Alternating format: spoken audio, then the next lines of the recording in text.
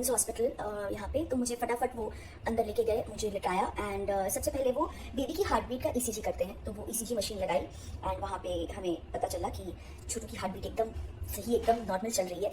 तो वो देख के मैं और ज़्यादा रिलैक्स हो गई। ऑब्वियसली मेरे दिमाग में हज़ार चीज़ें चल रही थी कि कैसा होगा सी सेक्शन, क्या होगा, एपिड्यूरल बहुत पेनफुल होता है ऐसा सुना है, रिकवरी मतलब ओटी में क्या होगा, हज़ार चीज़ें आपके दिमाग में चल रही होती हैं। But even then I was just calm and जैसे ही ईसीजी स्टार्ट हुआ और मैंने देखा कि वहाँ से सबा और मेरी मम्मी आ रहे हैं, उन लोगों से वेट नहीं हुआ, जाहिर सी बात है सबा और सनी तुरंत जो है गाड़ी लेके निकले और मेरी मम्मी ने भी उनको बोल दिया कि मैं भी चल रही हूँ, तो वो लोग साथ में आ गए। एंड मैं बहुत ज़्यादा खुश थी कि ये एक दिन लेट नहीं हुआ, बिकॉज आई रियली वांटेड कि जब मेरी डिलीवरी हो रही हो तब सबा वहीं हो, सामने प्रेजेंट हो, क्योंकि मैंने उसे बोला भी था कि तू आएगी ना जिस दिन डिलीवरी होगी उस दिन I want you in Mumbai, तू आएगी ना। तो I was very happy that उसके सामने हुआ and she was there and Sunny was also there, तो मुझे इस बात की बहुत खुशी थी। फिर डॉक्टर आई एंड हमने पूरा डिस्कस किया। तो डॉक्टर ने कहा कि नहीं, हमें अभी के अभी जो है डिलीवरी करनी पड़ेगी, बिकॉज मेरी कॉन्ट्रैक्शंस जो है धीरे धीरे बढ़ने लगे थे। तो we said okay and women's में हम डिलीवरी नहीं कर पाए क्योंकि वहाँ पे एनआईसीयू नहीं है, एनआईसीयू दूसरे हॉस्पिटल में है। तो हम यहाँ आ गए, हम लोगों ने डिलीवरी की एंड तो सबसे पहले जब यहाँ पहुँचे तो मुझे ऑब्वियसली कैजुअलिटी में लिया गया, बिकॉज इमरजेंसी केस था, तो मैं कैजुअलिटी में लेटी थी। वहाँ पे डॉक्टर्स आ रहे हैं, मेरी हिस्ट्री ले रहे हैं, डॉक्टर श्वेता की टीम आ गई, गायना की टीम जो है वो मेरी हिस्ट्री ले रहे हैं, पूरा सब कुछ रेडी कर रहे हैं। जब डॉक्टर श्वेता से बात हुई थी तो उन्होंने पहली चीज़ मुझे यही बोली थी कि कुछ भी पानी तक नहीं पीना, जिस कम ऐसे ही अब। तो उसके बाद फिर मैंने पानी भी नहीं पिया था।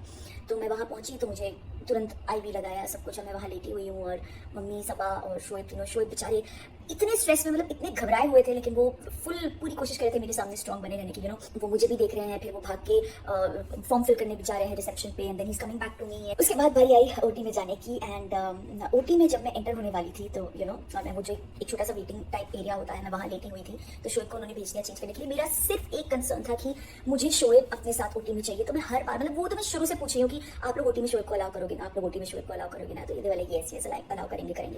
जब मैं उस वेटिंग एरिया में आई तो शोएब को भेज दिया चेंज करने के लिए एंड मैं लेटी हुई थी and that's when I saw my doctor Shweta Raje in front of me. और उनको देख के ना, मतलब मैं वो बच्चे की तरह ना एक ऐसे रो पड़ी हूँ, बिकॉज वो मुझे दिख गई, सो मैं कहीं ना कहीं मेरी नजरें उन्हें ढूंढ रही थी and I just caught her hand and the first thing I asked her was my baby will be okay na. That was the first thing I asked her and she was like, yes, your baby will be okay, your baby is okay.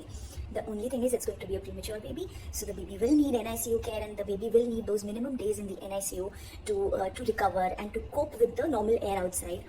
And I तो उनसे बात करने के बाद मुझे थोड़ी और हिम्मत मिली and then the anaesthetist came and then she told me कि हम क्या क्या कैसे करने वाले हैं। फिर उसके बाद फाइनली मुझे अंदर ओटी में लिया गया एंड ओटी में लेने के बाद मुझे बहुत ज़्यादा सडनली ठंड लगने लगी, because OT is very cold. तो वहाँ पे वो वार्मर वगैरह भी मेरे ऊपर डाला एंड आई हैड डिसाइडेड कि मैं अपनी डिलीवरी इंजॉय करूँगी। मुझे अपनी डिलीवरी याद करनी है कि मुझे मज़ा आया, मैंने मज़े किए। मुझे ऐसे नहीं याद करनी कि हाय मेरी डिलीवरी बहुत पेनफुल थी, नहीं, आई वॉन्ट टू इन्जॉय। तो मैंने बहुत मज़े किए हैं। I was so talkative with everybody. मैं वहाँ लेटी हुई थी और मैं बहुत गप्पे मारी थी। मैं काफ़ी देर तक मुझे बिठा के रखा था, जब तक पीछे मुझे इंजेक्शन दिया जा रहा था तब तक मैं I was laughing, I was talking to doctor Shweta. मुझे बताया गया था कि जब आपको एपिड्यूरल दे देंगे उसके बाद जो सारा प्रोसीजर है वो बहुत खटखट होता है। तो मुझे फटाफट लगाया एंड फटाफट सारा प्रोसीजर किया एंड उसके बाद शोएब को बुलाया। तो तब तक मैं शायद 10-15 बार पूछ चुकी थी, आप लोग शोएब को नहीं बुला रहे, आप लोग शोएब को नहीं बुला रहे, आप लोग शोएब को नहीं बुला रहे। हाँ हम बुला रहे हैं, हम बुला रहे हैं। So basically when they give you epidural, when they cover you, उसके बाद वो हस्बैंड को बुलाते हैं। बट मैं तो पैनिक कर रही थी कि आप शोएब को क्यों नहीं बुला रहे। I think that was my only reason to panic कि मुझे शोएब क्यों नहीं दिखाई दे रहा है, आप शोएब को क्यों नहीं बुला रहे। बाकी आई वॉज वेरी हैप्पी। उसके बाद जब मुझे एपिड्यूरल दिया और मैं लेटी, so then you suddenly get a little dizzy और a little high kind of a thing and उसके बाद आपको ऑब्वियसली पेट से नीचे तो आपको कुछ भी फील नहीं होता। हाँ, मतलब कोई आपकी स्किन को पकड़ रहा है ये आपको एहसास होगा, पर आपको दर्द बिल्कुल नहीं होगा, बिल्कुल नहीं। Like I knew when they were cutting me and when they were getting the baby out, ये सब समझ में आ रहा था, लेकिन आपको बिल्कुल पेन का एहसास नहीं होता, मतलब बिल्कुल भी नहीं। तो और फिर उसके बाद मतलब मैंने तो इतना कि लास्ट में मैं हमेशा मैं ये एक टर्म यूज़ करती हूँ, अगर कोई मुझे ऐसा लगता है ना कि कोई मुझे दिलासा दे रहा है और फाइनली वो ये चीज़ करेगा नहीं, तो मैं हमेशा बोलती हूँ कि आप मुझे चॉकलेट तो नहीं दे रहे ना, जैसे हम बच्चे को नहीं चॉकलेट दे देते हैं कि अरे बेटा आप ये कर लो, लाइक दैट। तो इतना तक कि मैंने डॉक्टर को भी बोल दिया लास्ट में, मैं आप मुझे चॉकलेट तो नहीं दे रहे ना, आप शोएब को पक्का बुलाओगे ना। So everybody started laughing and उसी टाइम फिर शोएब को बुला लिया and the anaesthetist was very good. वो मेरा हाथ पकड़ के पूरा टाइम खड़ी थी, पूरा टाइम चेक कर रही थी, am I okay, am I fine.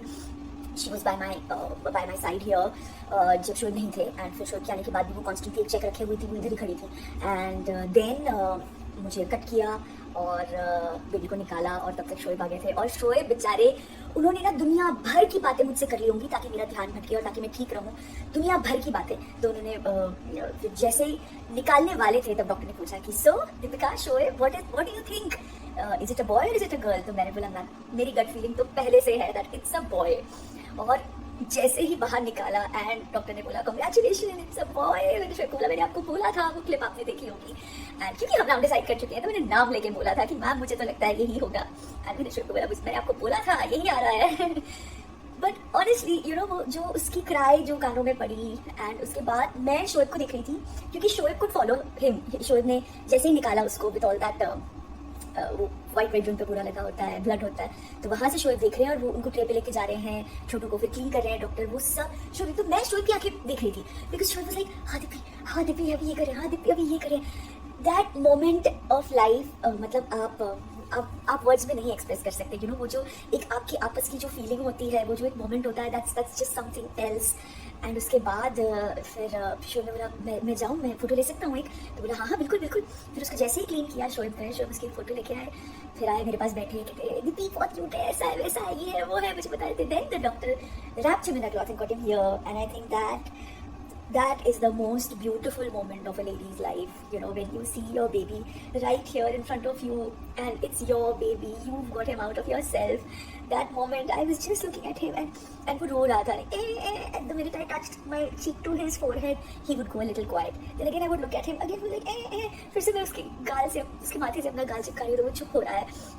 All that is so priceless. मतलब फिर डॉक्टर ने बोला कि अभी मुझे इसे वार्मर में डालना होगा, तो वो उसे फटाफट ले गए। एंड फिर मेरे पास थोड़ी 1-2 मिनट थे एंड देन द डॉक्टर से कि अभी आपको भी जाना होगा because now we are stitching and everything.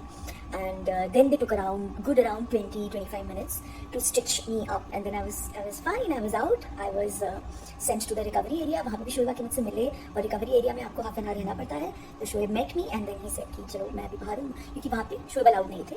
And then I was there and I was happy, I was content because I was only thinking about my little one who came in front of me and who gave me a glimpse of him.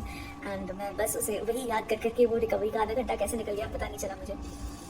So yeah, so मतलब है, मतलब delivery का डर हर किसी को होता है, delivery में क्या होगा कैसा होगा हर किसी को होता है। इनफैक्ट कल मैं डॉक्टर श्वेता से बात कर रही थी तो वो मुझे ये, क्योंकि कल उन्होंने मेरी जो ड्रेसिंग है वो भी निकाल दी क्योंकि हमें 7 डेज हो गए, तो उन्होंने मेरी ड्रेसिंग भी निकाल दी। Now my stitches have dried completely और आजकल तो सोल्यूबल स्टिचेस लगते हैं तो कोई भी दिक्कत नहीं है। ऑफकोर्स थोड़ा चलने फिरने में हल्का सा दर्द है, दर्द नहीं बोलूँगी, मतलब आपकी स्टमक पे थोड़ी सेंसिटिविटी होती है एंड वो स्टिचेस थोड़े अभी हल्के हल्के से खिंचाव वाला सा फीलिंग आता है, बट वो तो अभी रहेगा obviously. you've delivered, it's not that you've fallen and you've got a chोट, you've delivered। so उतना तो आई थिंक हमें अपने आप को मेंटली, हम सब लेडीज को मेंटली अपने आप को प्रिपेयर करना होता है और हम करते भी हैं, which is the beauty of being a mother। so that is about it. But yes, जो मैं डॉक्टर श्वेता से कल बात करी थी वो ये था कि मैंने डॉक्टर को बोला doctor thank you so much, मेरे लिए the most beautiful part is कि मेरे लिए बहुत पेनलेस रहा है। तो she said yeah you enjoyed your delivery session, you enjoyed your time in the OT. Doctor ने बोला कि that's how it's suppose to be. अगर हम नॉर्मल डिलीवरी भी करते हैं तो भी हम एपिड्यूरल देते हैं so that the mothers enjoy the delivery, उनके दिमाग में कोई दहशत नहीं होनी चाहिए डिलीवरी को लेके। So all the ladies out there, keep yourself strong, keep yourself calm during the delivery जितना कि आप कर सकते हो। एंड ऑब्वियसली हर किसी को डर लगता है, हर किसी की एंग्जाइटी होती है, but tell your doctor that you want जितना हो सके painless experience so that you can enjoy your delivery, you can enjoy and see your little one coming in the world and you know just cherish that moment forever। बहुत सारी गप्पे मारी मैंने, but ये मुझे अपने सी सेक्शन का जो एक्सपीरियंस है ये मुझे आप सबके साथ शेयर करना था। जैसे कि मैंने कहा कि आज ईद है और आज मैं यहीं हूँ, लेकिन मैंने ना ये स्कार्फ्स मंगाए थे, तो ये मेरे पास न्यू वाला मैंने रखा था, थोड़ा ऐसे शिमर वाला है, तो मैं सोचा था ईद पे ही पहनूंगी। तो मेरी ईद जो है वो यही है और आज मुझे सबसे प्यारी ईद मिली अल्लाह की तरफ से कि मैंने पहली बार अपने बच्चे को अपने हाथों में लिया है और अपने गले से लगाया है। That is I think the best gift that I could have got from Allah. ये देखिए यहाँ सब लोग आए मुझसे मिलने के लिए, मम्मी रिजा यहाँ पे बैठी है, अम्मी, ये शोएब वापस आ गए और ये रेहान। ये देखो अम्मी का सूट अच्छा लग रहा है अम्मी, माशाल्लाह बहुत अच्छा लग रहा है। देखो मैं कुछ नया पहन तो सकती नहीं हूँ, तो मैंने ये स्कार्फ नया मंगवा लिया। देख लिया ये थोड़ा सा चमकीला था तो मैंने सोचा कि ये रख लेती हूँ ईद के लिए ओढ़ने के लिए। हाँ फिर हाँ नहीं हमारा ये नया है नहीं, हम इसमें ठीक है, आपका भी कुर्ता अच्छा लग रहा है।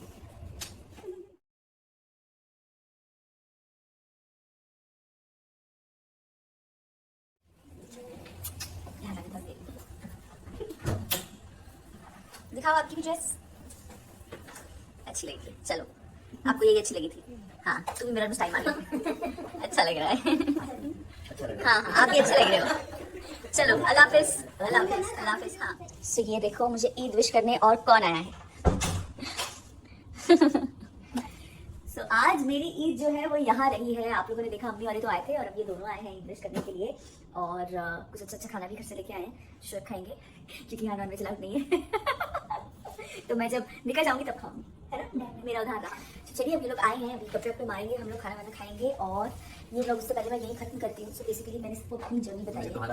पहला ब्लॉग जा रहा है। हाँ सो मैंने आज सबको अपनी जर्नी बताई है, डिलीवरी ऑपरेशन थिएटर की, सबकी। और एक जो बहुत इंपॉर्टेंट चीज़ है जो मैं सभी हस्बैंड्स को बोलना चाहूँगी कि उस टाइम पे एक लेडी के लिए एक हस्बैंड का सपोर्ट सबसे ज़्यादा इंपॉर्टेंट होता है। और जिस तरीके से शोएब, मुझे समझ में आ रहा था उस वक्त कि शोएब बहुत डर रहे हैं, वो बहुत ज़्यादा स्ट्रेस में हैं, लेकिन उस पॉइंट पे वो सब कुछ हटा के वहाँ पे मेरे लिए मेरे साथ थे क्योंकि मैंने उनको बोला हुआ था। तो थैंक यू। देखो दो तरफ चीज़ें होती हैं कि ठीक है मैं तो खैर हो ही जाता हूँ पहले, लेकिन मुझे ही वो रखना पड़ता है। सबकी शक्ल मेरी तरफ होती है, बट सीरियसली मैं हैट्स ऑफ पहली बात, जैसे मैं हमेशा बोल रहा हूँ सारी लेडीज़ के लिए जो इस दौर से गुजरती हैं। एंड दीपिका, मैंने कई लोगों को नहीं देखा है पर्सनली, मैं बोलूँगा पर्सनली मैंने दीपिका को देखा है, बट इसने ये पूरी जर्नी को जो एक हलवा बना दिया ना, बट सच में मतलब मैं सोचता था कि शायद जब नहीं एक्चुअली जब डिलीवरी होगी तो ये होगा वो होगा ऐसा होगा, पता नहीं क्या होगा, है ना। आप सारी चीज़ें, क्योंकि बहुत सी आसपास के जो लोग होते हैं वो बोलते हैं ऐसा होता है वैसा होता है, लेकिन इसने जो हंसते हंसते सारी चीज़ें कर दी ना, इवन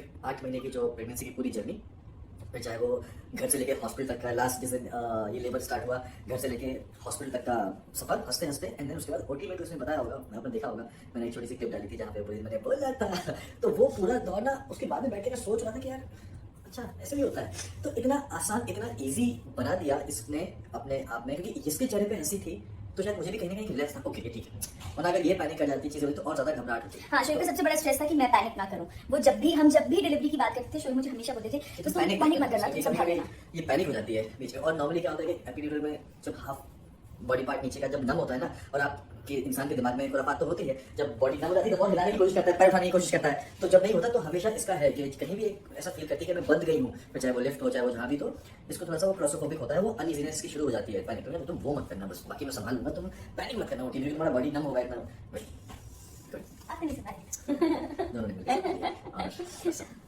बस अब जल्दी से वो आ जाए और That's it. और आप सबको मुबारक। Yes, आप सबको आज मिस कर रहे हैं सब घर में, हम दोनों यहाँ पे हैं और घर में अभी इस वक्त सबा भी नहीं है, सिर्फ अम्मी पापा अकेले हैं, बट कोई उन्होंने बोला कि बेटा जाओ। मैं गया था सुबह घर, ईद की नमाज अदा करके पापा वगैरह से बैठ के फिर मैं यहाँ पे आ गया। अम्मी लोग भी आई थी, देखा होगा सबने। नेक्स्ट ईद अच्छे से करेंगे और जो है ना अभी 8th फ्लोर पे नीचे उसके साथ में करेंगे। यस, तो आप सब लोग को एक बार फिर से ईद मुबारक एंड दिल से बहुत बहुत थैंक यू, क्योंकि ढेर सारा प्यार आप लोग हर तरफ से आप शावर कर रहे हैं for us, for the little one, और स्पेशली जो आप प्रे कर रहे हैं, correct, for all the prayers, सारी दुआएं, सारी प्रेयर, सारी प्रार्थना जो भी आप लोग कर रहे हैं उस सब के लिए दिल से थैंक यू। एंड बस बहुत जल्द मिलेंगे नेक्स्ट व्लॉग में। ईद मुबारक।